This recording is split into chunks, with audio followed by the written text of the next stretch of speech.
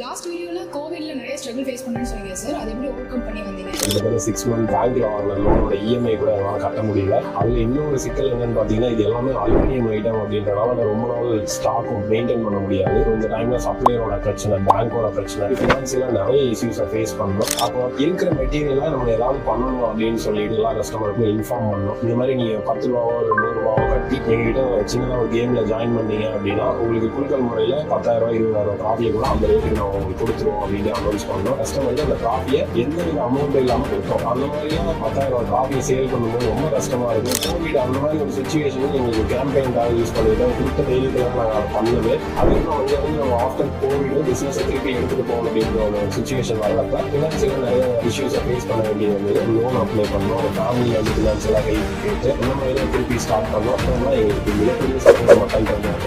அது வந்து மூவ் ஆனதுதான் எங்களுக்கு இருக்கிற ஐடியாஸ்.